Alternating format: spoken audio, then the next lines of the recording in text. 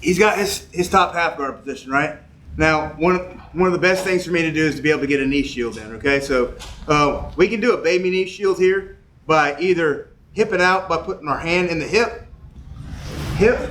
and pull the knee in to start to create our knee shield pressure to start extending him, or we can use, a little bit of a baby bridge, right? I don't have to do a full bridge. I just got to get enough space here to where I get my knee in again, okay? Either one of those will help you get your knee in. Slide back.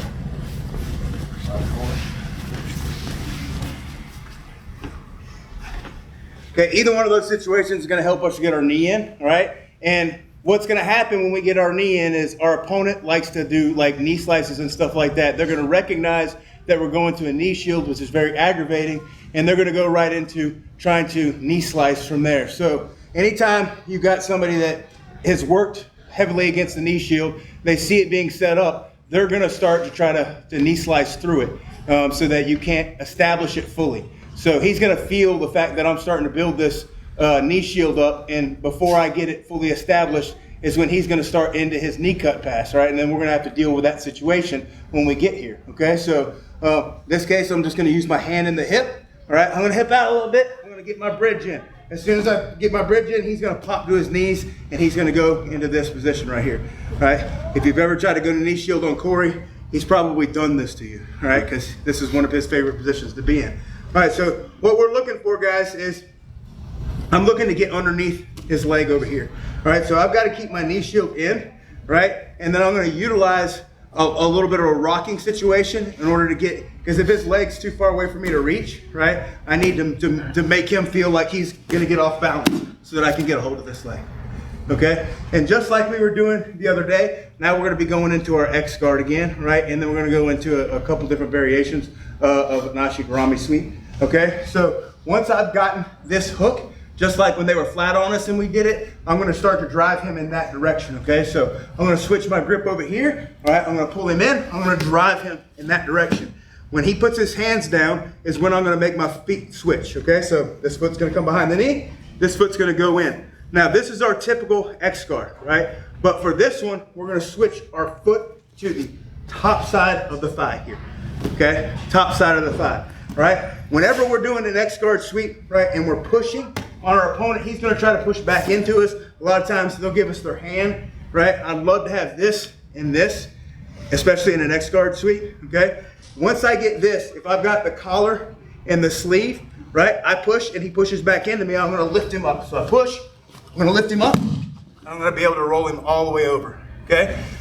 Anytime they really try to negate the X guard sweep and put their base super far and they push back into you, draw your knees up, elevate, and then go the opposite direction with them, okay? So, one more time, he's got me flattened out, right? This time I'm gonna do a baby bridge. I got my knee shield in.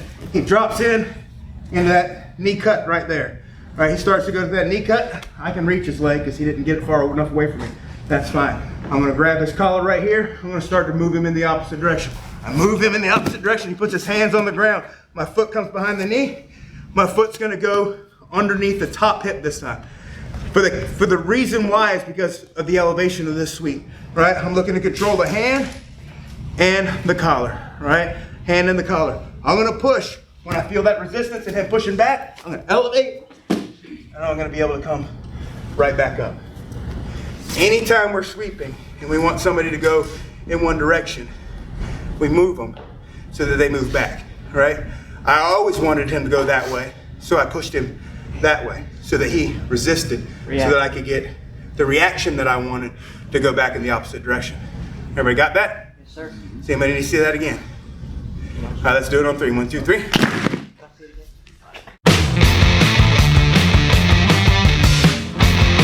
Now we're gonna add in, some of the other things that we've been working on, like our single leg X or our Ashi as well. Okay, so we have the X guard sweep, and we did the full X guard sweep the other day. This was another variation on the X guard sweep. Of course, when you do any technique, you can mix and match parts of one with the other to make them more effective when you're using it, like dropping your foot behind the ankle, things like that. But now we're gonna go into our Ashi, okay? So the exact same thing, I'm gonna get my knee shield in. He's gonna recognize the fact that I'm doing that, and he's gonna go into his knee cut, okay? Guys, when you go into your knee cut, this is the proper way for you guys to come up, okay? So you got to come up on that leg, okay? You can't stay down on your knee right there. It's not effective. I'm just going to be able to throw him and go to his back. Okay, so he's got to have that forward pressure, and he's got to be putting that leg on top of me. Okay, so again, if his leg's too far away, I'm going to rock, and I'm going to get control of the leg. Now I'm going to switch my hand to the opposite side because I want to drive him in the other direction. Okay, so I'm going to push with my knee, elevate him, all right? And then this time I'm going in here, and I'm going to take my other leg, I'm going to drop it to the outside here. And this is going to make him drop to his knee, okay? So again, I'm looking to trap a hand, a collar, any of this stuff that I possibly can whenever I get into these situations. Now, when I'm in the Ashigarami or this like half guard, the single leg X, what I want to do is the exact same thing. His leg is behind him, right? So me just trying to push him straight over right now, he's going to be able to defend. It's going to be very hard. I would have to do my standing base and come out from underneath him. So we're going to utilize momentum again, just like we did the first time, right? I'm going to push, expecting him to push back, trying to keep the position, okay? So when I feel the pushback, right, I'm going to switch my hips, and I'm going to drive my knees the opposite direction, okay? So as soon as you feel that pushback, I'm not going to be able to do it.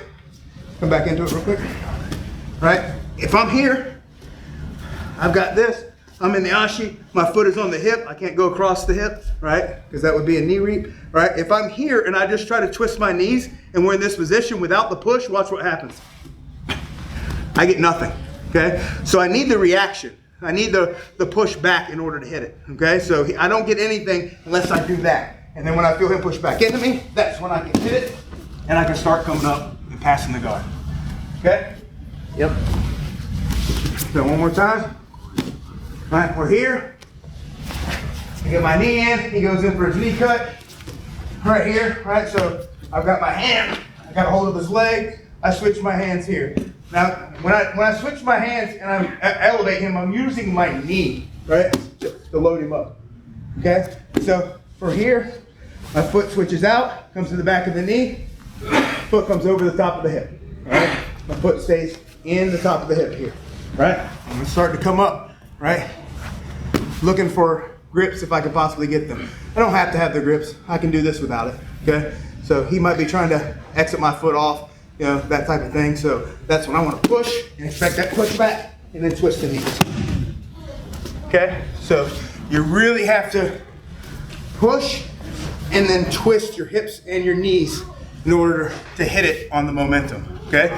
This is a momentum thing. Like I said, it won't work if you just lay there and try to do it. You need to push. Get him off his base, get him off his balance, and then you can twist your knees and do that, okay? Yep.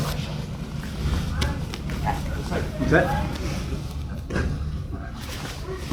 Knee here, he comes up, I get a hold, switch my hand to the opposite side, I'm gonna elevate and push. Elevate, push, foot comes in, foot goes over to the top of the hip. I'm gonna come up, I'm gonna push into him. When I feel him push back, I'm gonna twist my knees and start to come up. Here we go.